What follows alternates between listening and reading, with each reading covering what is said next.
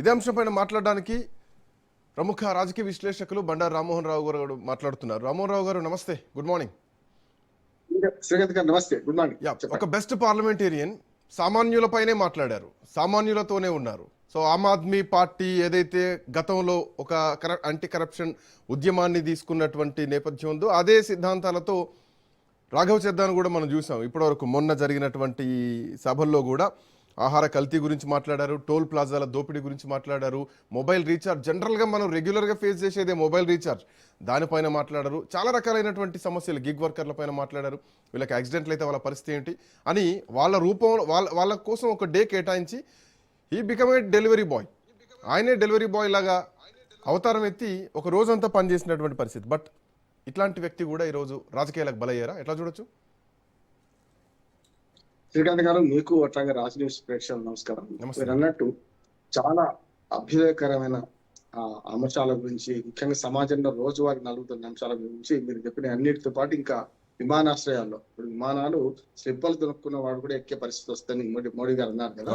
అట్లానే ఒక రకంగా చెప్పాలంటే చాలా మంది సామాన్యులు మధ్యతరగతి వరకు విమానాలు ఎక్కుతున్నారు. అటువంటిప్పుడు వాటర్ బాటిల్ 150 రూపాయలు ఎందుకు ఉండాలి విమానాశ్రయంలో కదా. అట్లాగే చాలా విషయాలు మాట్లాడు. పార్లమెంట్ క్యాంటీన్ లో కూడా తక్కువ ధరకు ఎందుకు ఆహార పదార్థాలు అందించాలి, మాకు జీతాలు లేవా, ఇట్లా అన్ని కూడా విమానాశ్రయాల్లో నీటి దోపిడీ, మంచినీటి వాటి దోపిడీ నుంచి మొదలుకొని రీఛార్జ్ విషయంలో కానీ ఇతర చాలా గిగ్ వర్కర్స్ అయితే 10 minutes బ్లింకిట్ కానీ దాని మీద కూడా పెద్ద ఎత్తున మాట్లాడి వాళ్ళ మనకు వర్కర్స్ తెలంగాణలో మంచి బిల్లు వచ్చింది. 10 minutes డెలివరీ అనే దాన్ని మనకు ఆ యాప్లు తీసేసుకున్నాయి కూడా. అంటే అట్లా 10 minutes డెలివరీ అంటే యాక్సిడెంట్ గురి అవుతున్నారు, అర్జెంట్ గా ఇవ్వకపోతే వాళ్ళకి వచ్చే కమిషన్ పోతుంది కనుక వాళ్ళు రద్దీలో పడి ఉరుకులు పరుగుల జీవితం అయిపోయిందని చెప్పి వాళ్ళకు అసంఘటిత రంగ కార్మికులు ఉన్నారని చెప్పి గిగ్ వర్కర్ల గురించి కూడా మాట్లాడారు. అది చాలా విషయాలు మాట్లాడారు.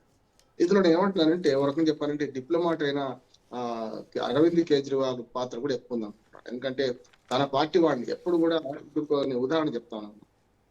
శ్రీకాంత్ గారు గతంలో శివసేన ఎంపీ ఉండేవాడు సురేష్ ప్రభు అని, ఆయనను మంత్రివర్గం నుంచి తీసేసేదాకా సొంత పార్టీ పట్టుబట్టింది.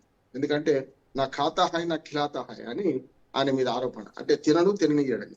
బీజేపీలో అప్పుడు వాజ్పేయి గారు ముఖ్యమంత్రిగా ప్రధానమంత్రిగా ఉన్నప్పుడు ఆయన సురేష్ ప్రభు మంత్రిగా ఉండేవాడు. అంటే ఇటువంటి నిజాయితీ పరులు, నిజంగా పార్లమెంట్ లో ప్రజా సమస్యలు మనం ప్రస్తావించే వారిని ఆయా పార్టీలు, ప్రాంతీయ పార్టీలు కూడా సహిస్తలేవు అని మనకు అర్థం అవుతుంది. అంటే Raghav Chadha he's a good politician, good parliamentarian. సామాన్యుడి కోసం మన ఇంట్లో, మన విలేజ్ లో ఎక్కడో ఉండేటువంటి సామాన్యుని గళాన్ని లోక్సభలో, రాజ్యసభలో వినిపించారు. సో దానికి రిజల్ట్ కూడా రావడం జరిగింది. బట్ పాయింట్ ఏంటంటే, ఒక రాజకీయ పార్టీకి ఒక లైన్ ఉంటుంది, ఆ పార్టీ లైన్లో లేరు, పార్టీని దాటి మాట్లాడుతున్నారు. అరవింద్ కేజ్రీవాల్ అరెస్ట్ అయినప్పుడు కానీ, సిసోడియా అరెస్ట్ అయినప్పుడు కానీ రాఘవ్ చద్దా లేరు, హీజ్ ఇన్ యూకే, లండన్లో ఉన్నారు. సో అప్పుడు రెస్పాండ్ కాలేదు. ఈవెన్ వీళ్ళకు మొన్న కోర్టు తీర్పిచ్చింది, క్లీన్ షీట్ ఇచ్చింది. సో ఆ తర్వాత కూడా రాఘవ్ చద్దా మాట్లాడలేదు. ఆ తర్వాత జరిగేటువంటి సభలో అధికార పక్షం పైన పోరాటం చేయలేదు, ప్రతిపక్షాన్ని తొక్కేస్తున్నారని చెప్పేసి.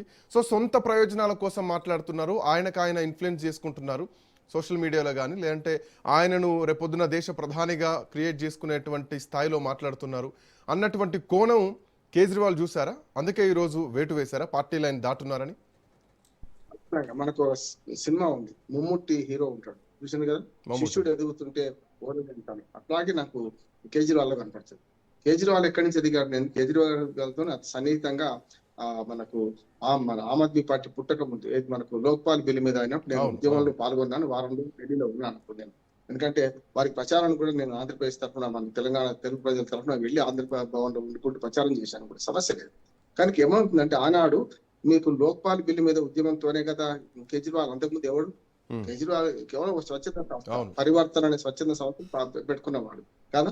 ఆనాడు సుందర్ నగర్ కాలనీలో ఢిల్లీలో షీలా దీక్షిత్ ముఖ్యమంత్రిగా ఉన్నప్పుడు మేమందరం సమాచార హక్కు కోసం పోరాడినవాడు. ఏమంటానంటే ఆనాడు పరిస్థితి చూసుకుంటే మీరు అన్నా హజారే కృషి మీద కదా కేజ్రీవాల్ ఎదిగింది. అన్నా హజారే లేకుండా కేజ్రీవాల్ ఎక్కడ చెప్పండి కదా. అన్నా హజారే స్వయంగా వీడు దారి తప్పుతున్నాడు, కేజ్రీవాల్ గురించి దారి తప్పిన రాజకీయ నాయకుడు ఉన్నాడు, అదే సేమ్ సాంప్రదాయ రాజకీయ పార్టీ లాగా వ్యవహరిస్తున్నాడు, అన్ని ఉచితాలు అంటున్నాడు, ఇది తప్పు అని అన్నా హజారే అన్నప్పుడు ఎక్కడున్నాడు ఈయన కాదు. అందుకని ఏమంటానంటే ఇప్పుడు చెడ్డా గురించి తనకు అధికారానికి అడ్డం వస్తున్నాను అనుకుంటున్నాను. ఒక మాట చెప్పొచ్చు, ఎక్కడైనా ఆమ్ ఆద్మీ పార్టీ వ్యతిరేకంగా మాట్లాడినా చెడ్డ చెప్పండి, ఎక్కడ మాట్లాడలే కదా. మాట్లాడు. నేను మాట్లాడకపోవడం తప్పు అంటే ఏం చేయలేదు. ఇప్పుడు తను అమెరికాలో ఉన్నప్పుడు మీరు చెప్పింది, అమెరికాలో ఉన్నప్పుడు ఆయన అరెస్ట్ అయినప్పుడు మాట్లాడలేకపోయిండు కదా. ఆ తర్వాత కూడా తీర్పు వచ్చిన తర్వాత అంటే జై జై నాయక హై హై నాయక అని ఉండాలన్నా అంతే కదా. అంటే నేను ఆమ్ ఆద్మీ పార్టీ పేరే ఆమ్ ఆద్మీ కదా, పార్టీ పేరు ఆమ్ ఆద్మీ. ఆమ్ ఆద్మీ కోసం మాట్లాడిన మన రాఘవ్ చెద్దాను అవమానకరంగా పదవి నుంచి తీసేయాల్సి ఎందుకు వచ్చింది? ఆయనకు టైం ఇవ్వద్దు, మైక్ ఇవ్వద్దు అనే హుకుం జారీ చేయాల్సిన అవసరం ఎందుకు వచ్చింది వీళ్లకు? అంటే తనని మించిపోతున్నాడు భయం కదా అంటున్నాడు. నేను దానికి ఉదాహరణ చెప్తాను. ఎప్పుడు కూడా ఒక మంచి పార్లమెంటరీ ముందుకు వస్తే అభినందించాలి. ఉదాహరణకు వాజ్పేయి గారు ఒక యువకుడుగా ఉన్న పార్లమెంటరీ ఉన్నప్పుడు నెహ్రూ స్వయంగా అభినందించి భుజం దక్కిండు అంటున్నాను. వాజ్పేయి జనసంఘ్ పేరు మీద, జనసంఘ్ అప్పుడు జనతా పార్టీ లేదు, జనసంఘ్ నుంచి వాజ్పేయి మన ఎంపీగా అయితే ఆయన మా వాక్చాతుర్యం చూసి రకరకాలుగా ఆయన పరీక్షించి భుజం తట్టి నిలిచిండు నెహ్రూ వారి పార్టీ వేరే కదా, జనసంఘ్ పూర్తిగా వ్యతిరేక పార్టీ కదా చేసిన. అంటే ఇదే వాజ్పేయి గారిని పివి నరసింహారావు గారు మన విదేశాలకు మన ప్రతినిధిగా పంపించడా లేదా? అది కదా రాజకీయం అంటున్నాం. అంత విడిచిపెట్టి తన పార్టీ వాడిని తానే అవమానకరంగా పోనీ ఏం తప్పు మాట్లాడాడు, కేజ్రీవాల్కి వ్యతిరేకంగా మాట్లాడాడు, పార్టీ వ్యతిరేక కార్యకలాపాలు పాల్గొన్నాడు, అది వేరు. కానీ ఎక్కడ పార్టీ కోసం పనిచేయలేదు. అంటే జై జయ నాయక హై హై నాయక అనకపోవడం వల్లనే వచ్చిందంటే కేజ్రీవాల్ అంతటి ఎందుకు లేడు అనుకున్నాను నేను. ఇప్పుడు కేజ్రీవాల్ చాలా సందర్భాల్లో మనం చూడొచ్చు. ఈ ఫర్ ఎగ్జాంపుల్ ఆమ్ ఆద్మీ పార్టీ కూడా ఒక ప్రాంతీయ పార్టీయే, ఒక ఉద్యమ నేపథ్యం ఉన్నటువంటి పార్టీయే. బట్ ఈ పార్టీలు ఈవెన్ మనం టీఆర్ఎస్ పార్టీ చూసుకున్నా కానీ ఉద్యమకారులంతా కూడా కేసీఆర్ని వీడిచి వెళ్ళిపోయారు ఆఫ్టర్ అధికారంలోకి వచ్చిన తర్వాత. కేజ్రీవాల్ అధికారంలోకి వచ్చిన తర్వాత కూడా చాలా మంది ఉద్యమకారులంతా కూడా వెళ్ళిపోయారు. చాలా మంది అడ్వకేట్లు కానీ పార్టీలో క్రియాశీలకంగా అన్నా హజారేతో కలిసి కేజ్రీవాల్తో కలిసి పనిచేసిన వాళ్ళంతా కూడా వెళ్ళిపోయారు. సో ఒక ఫక్త్ రాజకీయ పార్టీలు అయిపోయినాయి. అఫ్కోర్స్ కేసీఆర్ అన్నారు ఫక్త్ రాజకీయ పార్టీ అని చెప్పి ఉద్యమ పార్టీ. సో ఇప్పుడు ఆమ్ ఆద్మీ పార్టీ కూడా ఫక్త్ రాజకీయ పార్టీ అయింది. సో ఎదిగే వాళ్లను ఎదగనియరు, గళాలను వినిపియనియరు. సో వాళ్ళ స్థాయికి అడ్డొస్తుంది అన్నటువంటి ఒక ఈగో ఇక్కడ ఏమైనా కనిపిస్తుందా కేజ్రీవాల్ విషయంలో? ఖచ్చితంగా కేజ్రీవాల్ ఒక నియంతగా ప్రవర్తిస్తున్నాడు. తనకంటే తన పార్టీలో 37 ఏళ్ల యువకుడు శ్రీకాంత్ చూస్తున్నాం కదా, 23 ఏళ్లకే లోక్పాల్ బిల్లు, ఢిల్లీ లోక్పాల్ బిల్లు ఎట్లా ఉండాలో డ్రాఫ్ట్ తయారు చేసిన వాడు కదా. 23 ఏళ్ల వయసులో ఇవాళ రేపు ఆవారా తిరుగుతుంటారు. ఈవెన్ పంజాబ్ ఎలక్షన్స్ టైంలో సీఎం కే చీఫ్ అడ్వైజరీగా ఉన్నారు కదా. అట్లాగే ఒకసారి ఎమ్మెల్యే పంజాబ్ నుంచి ఎంపీ వాళ్ళ రాజ్యసభ సభ్యుడు అవకాశాలు ఇచ్చింది, పార్టీ అవకాశాలు ఇచ్చింది, దానికి కాదలేదు. ఏమంటున్నాడు? ఖచ్చితంగా ఆమ్ ఆద్మీ పార్టీ అవకాశం ఇచ్చింది. నేనంటే ఆమ్ ఆద్మీ అనే పేరులోనే ఆమ్ ఆద్మీ గురించి ఉంది కదా, మరి ఆయన మాట్లాడిన విషయాలన్నీ ఆమ్ ఆద్మీ గురించే కదా. గిగ్ వర్కర్స్ ఆమ్ ఆద్మీలో భాగం కదా. అట్లానే 25 రోజుల రీఛార్జ్ తప్పు, 30 రోజుల రీఛార్జ్ తప్పుగా మన ఆమ్ ఆద్మీ కోసం ప్రయత్నం చేసింది కదా.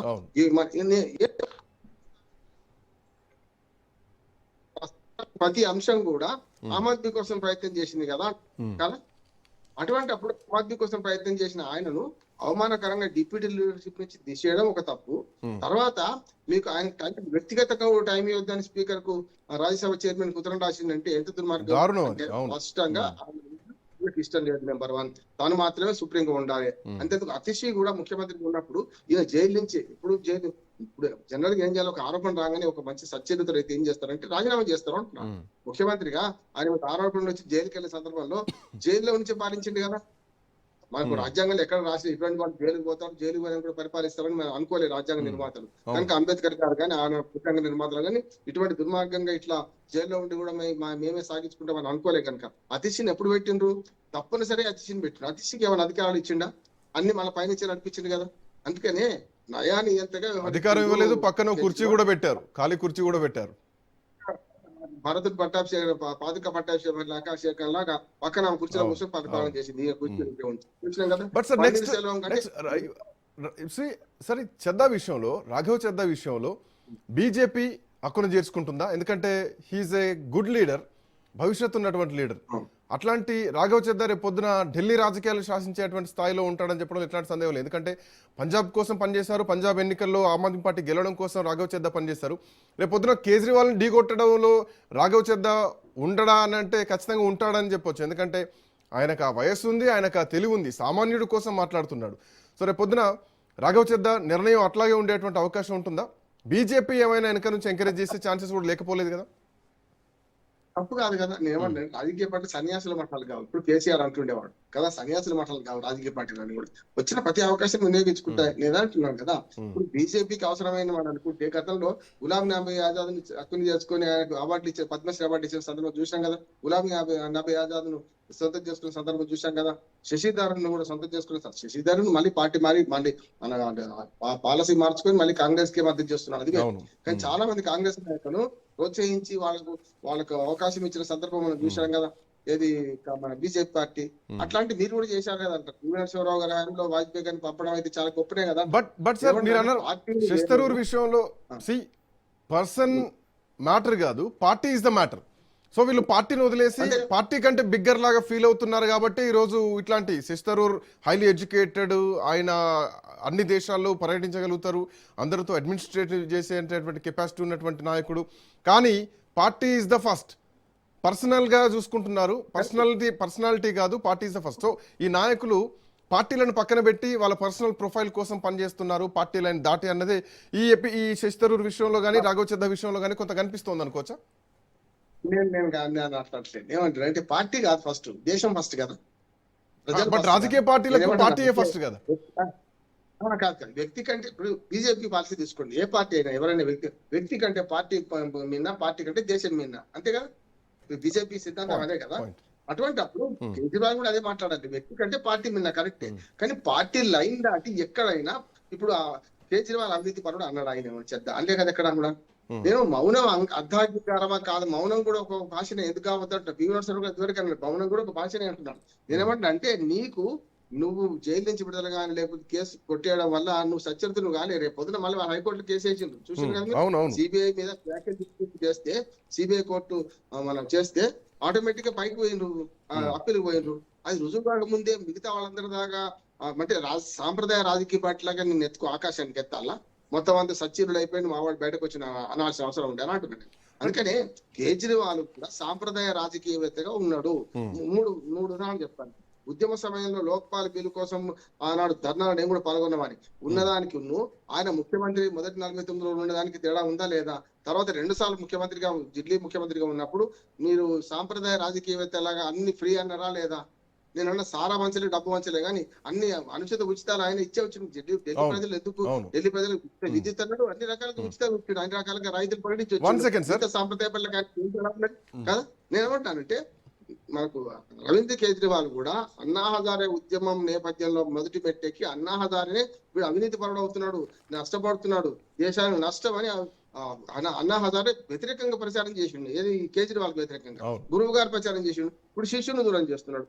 తనకు అండదండగా నిలిచి నేను పార్టీ మధ్యలో వచ్చిపోయిండు ఫిరాయింపుదారంటే వేరే అనొచ్చు. 23 ఏళ్ల వయసు నుంచి 14 ఏళ్ళుగా నీ నిలబడున్నావని నువ్వు దూరం చేసుకుంటే ప్రజా సమస్యల ప్రస్తావన నేరం అయితే ఖచ్చితంగా ఆయన నేరమే. ప్రజా సమస్యల ప్రస్తావన కరెక్ట్ అయితే కేజ్రీవాల్ చేసిన పని దుర్మార్గమైంది అంటున్నాను.